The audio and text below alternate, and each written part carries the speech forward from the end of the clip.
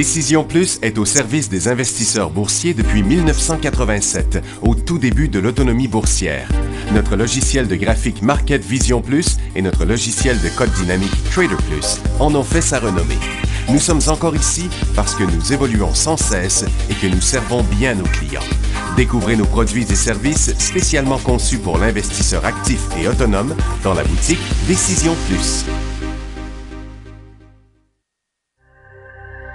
Le logiciel de graphique Market Vision Plus est en français. C'est le logiciel le plus utilisé par les investisseurs de chez nous. C'est lui que vous voyez dans le feu de l'action. Trouvez, classez et analysez plus facilement avec cet outil sans pareil pour suivre la bourse et prendre les meilleures décisions. Gardez vos titres à l'œil avec Market Vision Plus. Consultez la boutique Décision Plus pour en faire l'essai pendant 10 jours sans aucun frais, c'est garanti. Laissez-nous vous guider pour analyser la bourse et prendre vos décisions. Les analystes de Guru.tv feront tout le travail pour vous. De minute en minute, nous classons les titres selon leur situation technique. Nous révélons les signaux d'achat et de vente. Nous publions des recherches poussées et nous prodiguons des conseils en temps réel. Ça commence avant l'ouverture et ça se poursuit jusqu'à la fermeture des bourses. Profitez de chaque cycle boursier avec Guru.tv. Trader Plus, l'instrument du day trader. 50 cotes qui clignotent en même temps. Autant de listes que vous voulez. Graphiques à la seconde. De 3 à 30 graphiques. Des alarmes à volonté. Des listes de cotes préparées. Des modèles graphiques préparés. Prêts à faire feu. Achetez, vendez avec Trader Plus.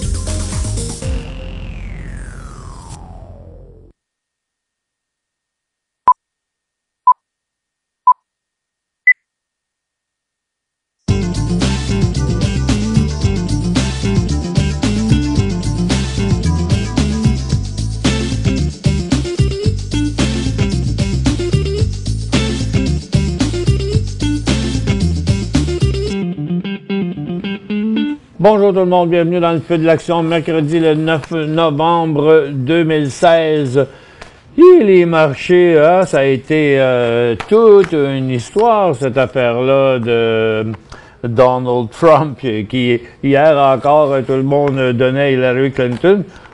Je sais que j'ai juste été de petits commentaires en disant on sait jamais. Et regarde, tout le monde s'est fait prendre les culottes à terre. En termes de pourcentage de vote, ça se ressemble bien gros, mais c'est quand même lui qui a gagné les élections, puis pas à peu près.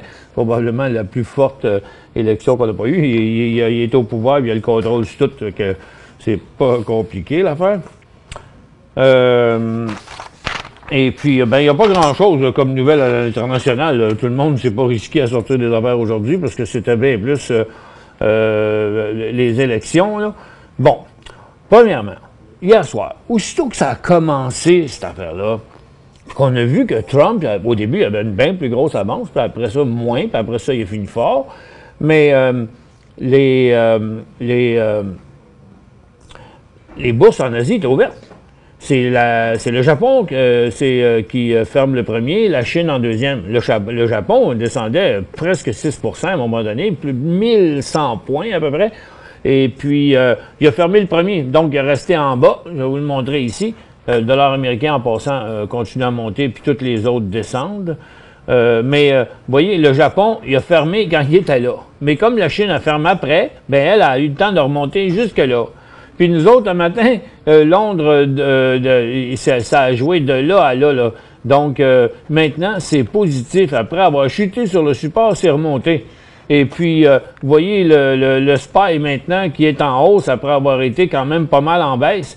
Mais à la lumière de ce qu'on savait hier, tout le monde avait la face longue de même. Tout le monde s'attendait, parce que même les futurs américains montraient que le Dow devait ouvrir, à un certain moment donné, hier, montraient que le Dow Jones aurait dû ouvrir aux alentours de 800 points à la baisse ce matin. Mais, après, tout ça, pendant la nuit, ça s'est calmé, puis ce matin, ça a juste commencé avec... premièrement, le Dow a commencé, bang, 80 points en baisse, regardez ça. Ça a commencé 80 points en baisse. En moins de 5 minutes, on est remonté. Après ça, environ en 10 minutes, on est retombé en bas, on est remonté en haut, on est retombé en bas, puis regarde là, les marchés, dans le moment, sont en feu. Donc, regarde, vous voyez, il n'y a rien à comprendre là-dedans. Et le marché, là, s'est emballé là, du côté américain, même du côté du TSX. Donc, j'ai un petit sondage pour vous aujourd'hui sur les élections. Et on a aussi un invité spécial aussi. On reçoit aujourd'hui Canada Nemaska Lithium. Où est-ce qu'il m'a fait, là? Je l'ai plus. Quelqu'un qui porte ça avec. Bon. Ah, je l'ai ici. On reçoit M. Guy Bourassa. Et on a une couple de questions qui viennent des auditeurs. Ça va se passer tout de suite après l'émission, vers midi vers midi et 5 à peu près. Et puis on ouvrira la barre de questions pour cet événement-là. Donc vous pouvez durant les pauses préparer votre question, faire un copier. OK? Puis quand on ouvrira la barre de questions, tout coller. On va bombarder M. Bourassa de questions ce midi dans leur beau petit projet. Donc, si on regarde maintenant les ressources, le gaz est en baisse maintenant, il est presque à zéro.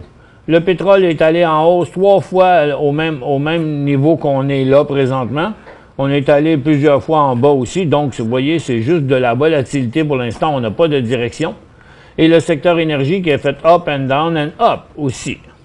En théorie, l'énergie, je voyais pas pourquoi ça chutait ce matin, l'énergie, parce que Trump nous a lancé des affaires importantes. Tiens, je vais prendre... où est-ce qu'elle est la liste, Maxime? Non, j'ai pas ça ici, là. Je cherche la liste des choses avec... je ne sais pas où qui est. Bon, on reviendra là-dessus tout à l'heure, tu sais, de tout ce qu'il y a. Bon, premièrement, lui, Trump qui a dit, vous savez, Obama a fermé 12 000 usines de charbon, là, mines de charbon, whatever. Lui, il a dit, moi, je vais réouvrir ça, cette affaire-là. Donc, on va relancer le charbon. C'est bon pour l'énergie. Alors, il s'est dit en faveur du Keystone, puis il a dit aussi qu'il était pour relancer l'exploration pétrolière. Donc, tout ça, c'est favorable envers le secteur pétrolier. Donc, je me demandais pourquoi le pétrole chutait ce matin. Et puis, mais il est rendu grand boss partout, là, partout. Là. Ça fait qu'il n'y aura pas beaucoup de bâtons dans les roues. C'est pour ça que là, les gens sont en train de parler à la télévision, puis un en arrière de l'autre, là, j'ai l'impression qu'ils vont tous venir dire « Oh, oui, on l'adore, Trump, et tout là, ça fait que, puis ils ont intérêt à être de son bord s'ils veulent pas se faire foutre à la porte. Là. Et parce que je pense que Trump va être capable de donner des misères aussi. Bon. Je crois quoi qu'il en soit, USO est totalement en feu là, dans le moment. Regardez-le, là. Regarde. Donc, à mesure que les gens parlent, il y a des opinions qui sont interprétées. Puis, regardez, là, c'est quand même... ici, j'ai un graphique en 5 minutes, là. Donc, dans les derniers 20 minutes, là, ça a monté beaucoup, là, les titres pétroliers.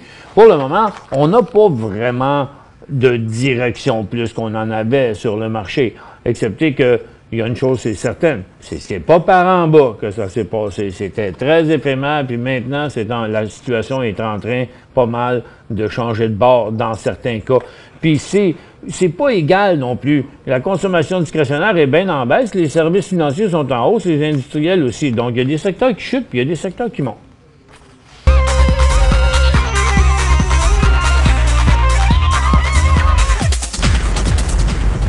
Il y avait un autre secteur aussi qui était fortement en hausse ce matin, c'est les biotech. Pourquoi? Parce que, rappelez-vous, Hillary Clinton a dit qu'elle était pour faire l'enfer aux compagnies de biotech, biopharmaceutiques et médicales, parce qu'ils exagéraient puis qu'ils étaient trop gourmands dans les profits. Rappelez-vous, là, on appelait ça l'effet Clinton, là, ça avait fait chuter ça. Bon, mais là, d'un coup sec, parce que Mme Clinton n'a pas été élue, puis Donald Trump n'en avait jamais parlé. Donc, ça a fait flyer ça en hausse. Et puis, du côté du charbon, ben, étant donné qu'il a dit qu'il était pour repartir les mines de charbon, ben, ça a créé de l'effervescence aussi dans le charbon, là, ce matin. Ça fait qu'en gros, là, regardez comment ça se passe. Je vais faire une petite mise à jour de mes secteurs, là. Et dans certains cas, mais on est encore dans une période de volatilité. Là, sur le coup, là, ça vient de monter, mais dans l'après-midi, ça peut redescendre. Là, on est en hausse de 130 points, ça peut retomber encore après-midi. Je pense qu'il faut, en day trading, on peut s'amuser en masse, mais je pense qu'en swing trading, il va falloir être un peu prudent. OK? On va regarder ça ici. Le secteur des métaux de base est en forte hausse parce qu'il y a eu le charbon, non, ça c'est l'énergie, il y a eu l'acier qui a décollé, le cuivre, toutes ces choses-là. Regardez, dans les titres miniers, on a Labrador Iron Ore qui est en forte hausse, First Quantum qui est en forte hausse, mais là, ça, c'est la place pour prendre un profit, vous étiez là-dedans. Moi, c'est ce que je suggère. Northern Dynasty aussi a remonté, bloqué un peu à sa résistance, c'est à conserver pour l'instant. Et il y a plusieurs autres mines qui ont beaucoup monté au cours des derniers jours. Et il y avait Hot Bay aussi, que j'ai pas là, mais il y a Turquoise même, vous voyez, qui a jumpé assez fort. Il y a aussi HBM, ou ce qui est HBM, lui qui était si faible, regardez le mouvement des 3 derniers jours. Donc, les minières sont un des secteurs haussiers.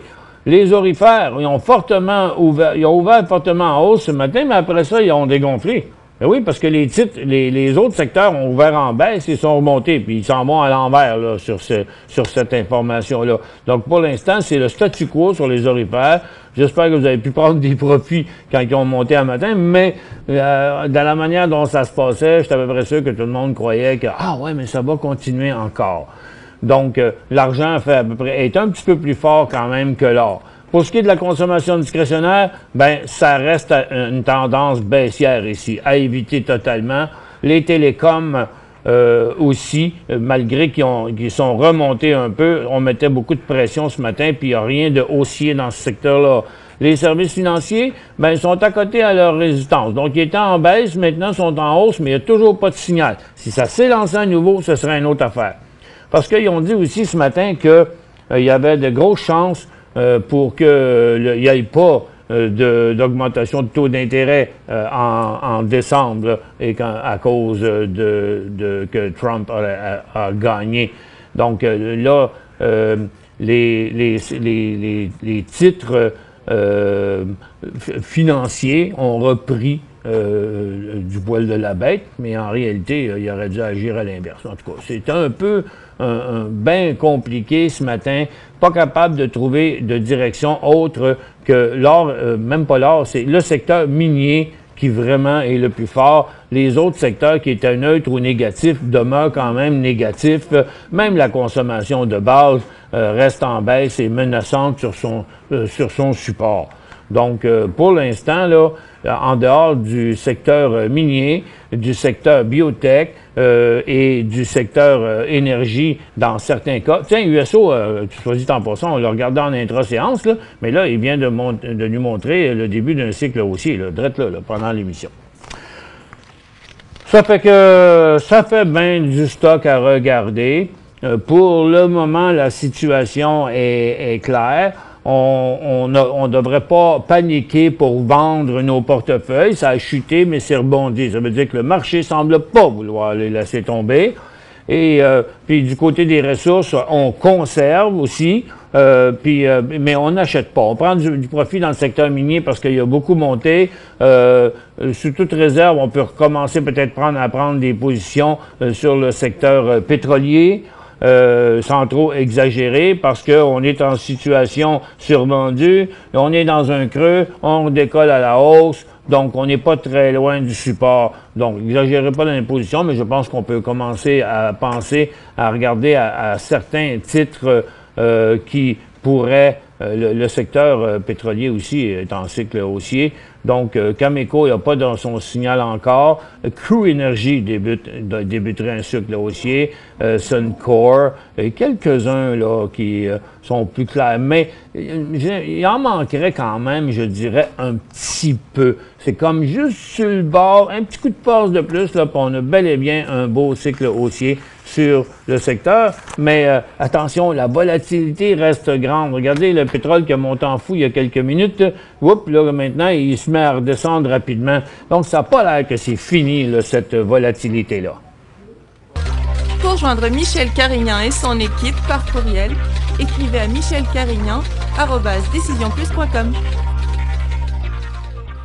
5 bonnes raisons de gérer vos investissements avec Banque Nationale Courtage Direct. Des frais de commission fixes à 9,95 en tout temps pour tous les clients et à partir de seulement 6,95 si vous êtes un investisseur actif. Aucun frais d'administration annuel si vous détenez plus de 20 000 $ dans vos comptes. La possibilité d'ouvrir des comptes enregistrés en devise américaine. Des outils performants afin de faciliter vos prises de décision. Un service à la clientèle primé et un niveau de satisfaction parmi les plus élevés de l'industrie. Pour en savoir plus, visitez le bncd.ca ou appelez-nous dès maintenant. Décision Plus est au service des investisseurs boursiers depuis 1987, au tout début de l'autonomie boursière. Notre logiciel de graphique Market Vision Plus et notre logiciel de code dynamique Trader Plus en ont fait sa renommée. Nous sommes encore ici parce que nous évoluons sans cesse et que nous servons bien nos clients. Découvrez nos produits et services spécialement conçus pour l'investisseur actif et autonome dans la boutique Décision Plus.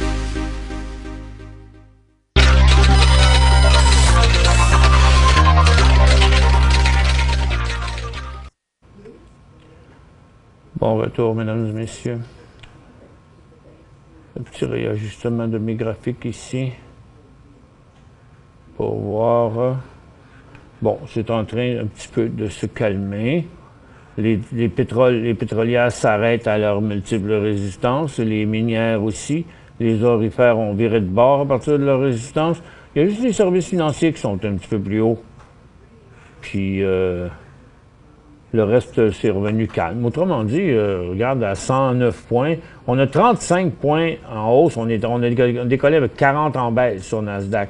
Et on a 147 sur le Dow, 109 sur le TSX. On y va avec la première question de Claude qui dit, je vais vous passer le sondage durant la prochaine pause. Claude, CIA, 100 000 à 21 cents. CIA. Oh, wow! 100 000 à 21 cents, c'était donc probablement depuis ici que vous l'avez. Vous avez peut-être trouvé le temps long parce qu'il n'a pas été à ce prix-là depuis juin. Et là, j'espère, Claude, que vous en avez profité pour prendre un peu de profit là, à 100 000, là, pour vous permettre de ne pas en vendre 10, 20, 30 000, quelque chose comme ça.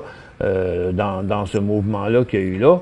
D'ailleurs, on va regarder là. Bon, pour l'instant, il est revenu de la moitié de son cycle haussier de ce matin, là, dans ce cycle-là, parce que maintenant, il est ici. Et par là, ce sera une continuité. Et par là, à 31 cents, ce sera un repli. Vous faites encore du 30 plus là-dessus. DYK. DYK, Denis, DYKV. Bon, Dana Concert n'a pas été... ce qui s'est passé, ces élections, ça l'a laissé de glace. Il ne s'est rien passé. C'est une petite correction bien normale. Il est en situation survendue. Il serait prêt pour un nouveau décollage. Le seul problème, c'est que, techniquement, on fait ça, et on est dans une grosse formation en triangle et une formation neutre en plein au milieu. Donc, il y aurait un signal de vente à 44 et il y aurait un signal d'achat à vers 60 cents. TC acheté à 7,25, demande Danny.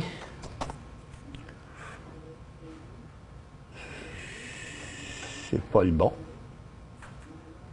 Acheté à 7,25, c'est pas le bon. Y a-t-il un autre TC aux États-Unis? TC? Non. Bon, vous avez une erreur. TC, c'est aux États-Unis, je pense. Non, il n'y a pas de TC aux États-Unis. Puis il y en a juste un au Canada, puis le prix, ça ne matche pas. JETC, ça serait JETC? OK. JETC. TC pour Toronto, Canada. OK, ça se peut. Bon. OK, là, ça a plus d'allure. D'accord. Bon, merci à l'équipe qui me shoot les réponses à l'oreille. 7,25. Bon, il y a un super support à 6 piastres et demi. C'est Just Energy. Service aux collectivités, cette affaire-là. Ben, c'est parce que les services aux collectivités, ils vont déjà pas bien. Regarde, ici, il fait comme l'indice des services aux collectivités. Donc, il est peut-être un peu plus faible que les autres. Là, on est dans une tendance neutre. Regardez, up and down and up and down. Puis quand on regarde JE, lui aussi est dans une tendance neutre. Donc, je pense que tant qu'il reste au-dessus des 6,50 $, tant qu'il va se stabiliser ici, tant qu'à l'avoir gardé jusque-là, je le laisserai traverser les 6,50 en début de mouvement baissier.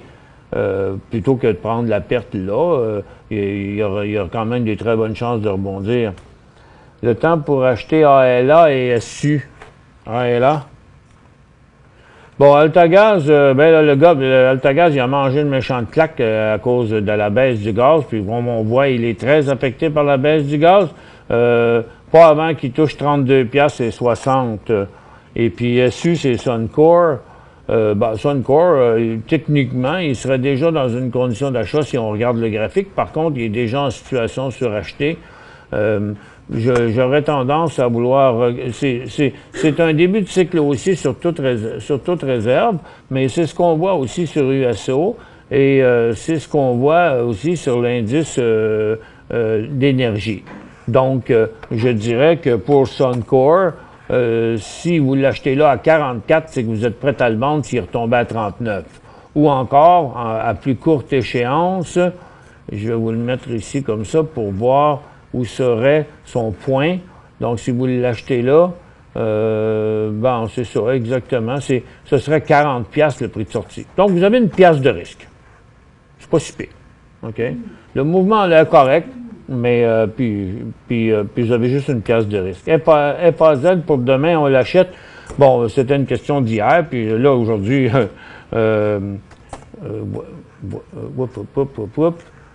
aujourd'hui, FAZ, c'est sur New York? Non? Ah oui, FAZ.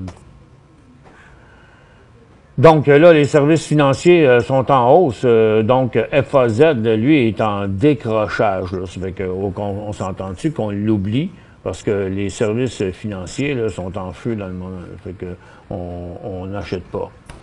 Daniel, FM, un achat ou pas? Ben, il est rendu loin, là. FM, il est là. Son décollage était hier, là, il est déjà rendu là, mais il ne faut pas regarder juste FM, il faut regarder Labrador qui a commencé à Tech qui ne suit pas le mouvement, Hot Bay qui est rendu à sa 3e journée, London qui est rendu à sa 3e journée, donc First Quantum tire un peu de la patte. Moi, je trouve que le secteur est trop avancé, on est comme 2 jours trop tard. Acheté ce matin le 8 novembre, 10 000 MGW. Henri, Maple Leaf Green, OK, ben, regarde, pour l'instant, il n'y a pas de problème. Il n'y a pas de signal de vente tant que le titre ne traversera pas 70 cents.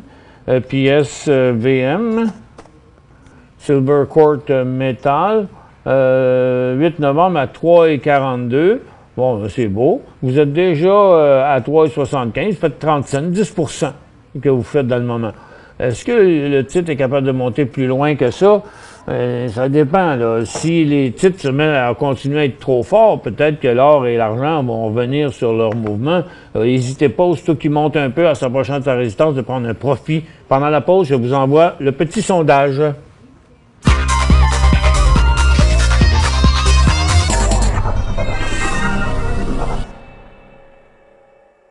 5 bonnes raisons de gérer vos investissements avec Banque Nationale Courtage Direct. Des frais de commission fixes à 9,95 en tout temps pour tous les clients et à partir de seulement 6,95 si vous êtes un investisseur actif. Aucun frais d'administration annuel si vous détenez plus de 20 000 $ dans vos comptes. La possibilité d'ouvrir des comptes enregistrés en devise américaine. Des outils performants afin de faciliter vos prises de décision. Un service à la clientèle primé et un niveau de satisfaction parmi les plus élevés de l'industrie. Pour en savoir plus, visitez le bncd.ca ou appelez-nous dès maintenant. Laissez-nous vous guider pour analyser la bourse et prendre vos décisions. Les analystes de Guru.tv feront tout le travail pour vous. De minute en minute, nous classons les titres selon leur situation technique. Nous révélons les signaux d'achat et de vente. Nous publions des recherches poussées et nous prodiguons des conseils en temps réel. Ça commence avant l'ouverture et ça se poursuit jusqu'à la fermeture des bourses. Profitez de chaque cycle boursier avec Guru.tv.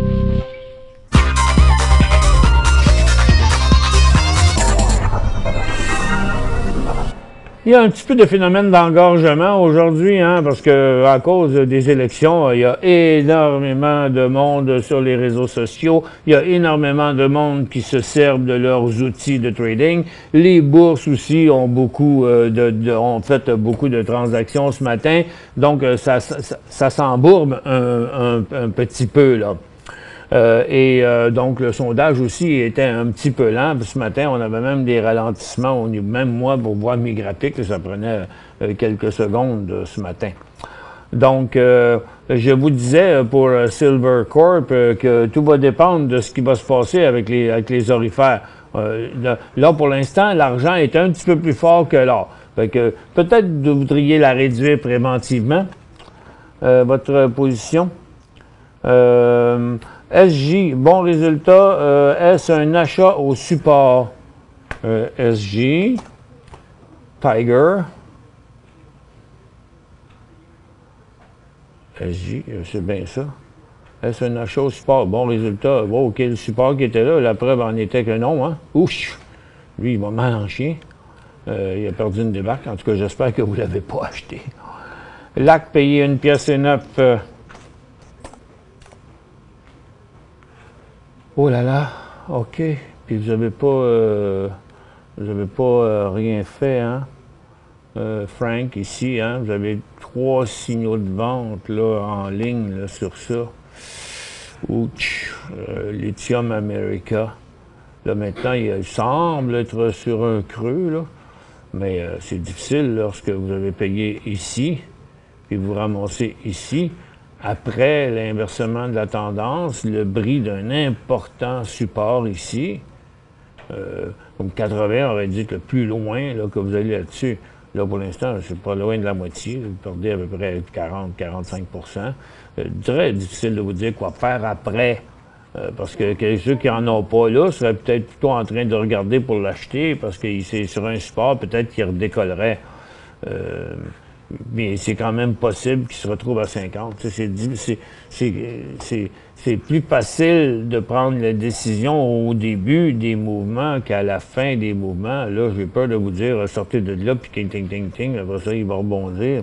C'est pas évident. YRB.A, c'est Yorbo, ça?